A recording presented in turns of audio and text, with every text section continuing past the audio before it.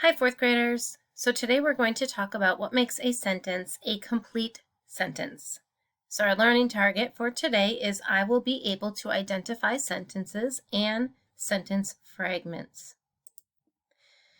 A sentence is a group of words that tells a complete thought. A sentence must tell who or what. It must also tell what is or what happens. So here are some examples of what that means. Here are complete sentences. Jason likes camping. This tells us who and what. Jason, and he likes camping. Our new tent leaks. Again, this is the what, our new tent, and leaks is what happens. These are not sentences. Likes camping by the lake. What we're missing here is who likes camping by the lake.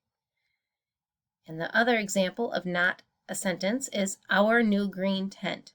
Well, what about our new green tent? It doesn't say what is happening with our new green tent. So these would not be sentences. These would be considered sentence fragments. They are just a part of a sentence, but not a whole complete sentence. So here are some examples of complete sentences and sentence fragments. We have Grace went to the store. I know this is complete because it tells me who, Grace, and what she did. She went to the store. This next example, buying apples and oranges, not a sentence. It doesn't tell me who or what is buying apples and oranges. The third one, cans of tuna. Once again, what about cans of tuna? So this is not a complete sentence. The last one is ice cream was on sale. Well, this one is a complete sentence because it tells us what, and that's ice cream. And what about ice cream? Well, it was on sale. I better go get some. I do like ice cream. So a complete sentence always has a subject. The subject is who or what the sentence is about. So in this example, Jenna played checkers with me. The subject is Jenna. So the subject tells who or what the sentence is about. This is about Jenna.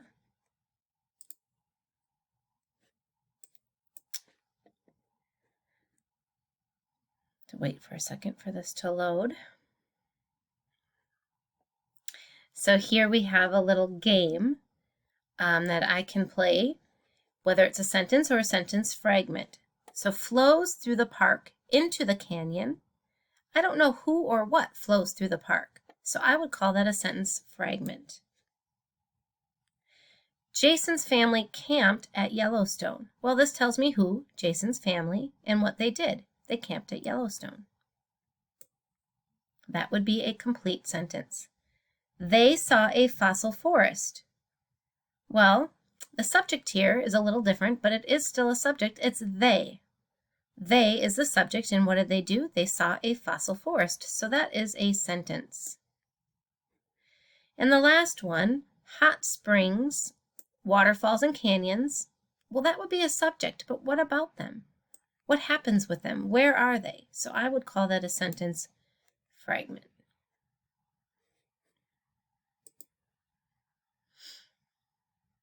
All right, so once again, we're going to look at some examples and decide, in this one, we're going to decide if it is complete or a fragment. And if it's a fragment, if it is missing its subject or its predicate. So the subject is who or what the sentence is about. And the predicate is, well, what happens or what about the subject? So here we have going to the zoo. Well, this is not a complete sentence because I don't know who is going to the zoo. So that would be missing the subject. Here we have the animals. Well, once again, this is not complete. We're missing this time what is called the predicate. The predicate tells us what about the subject. What is the subject doing? So we don't know about what the animals did. Well, here we have the lions roared. Subject would be the lions, and what did they do? They roared. So that is a complete sentence. Munched on bamboo sticks. Well, who did or what munched on bamboo sticks? So this one is missing The subject. Whoa, that's the answers. The subject is missing. The hyenas cackled. Well, this one looks complete to me because the hyenas would be the subject and cackle will be what they're doing, which is the predicate. So that would be complete sentence. The last one, all of the students. What about all of the students? Well, that would be a subject, so I think it's missing the predicate. What about them? We don't know what they did. So what I'm going to do here is I'm going to check my answers and see if I'm correct. Remember, I pulled that over an accident before? And it looks like I am. Good. So out of these two, which sentence would be the complete sentence? All the kids at the beach played a game. Neither of those. Look, all the kids at the beach, what about them? That's a subject, but what did they do? It doesn't say all the kids were at the beach or are at the beach. This is just all the kids at the beach. So this would be the subject, but it's missing a predicate. Played a game. This tells me what's happening, but I don't know who played a game, so it's missing the subject. And the last one, Owen built a sandcastle. That is a complete sentence. Owen is the subject, and what did Owen do? Built a sandcastle. That's the predicate. So I would click that one as correct.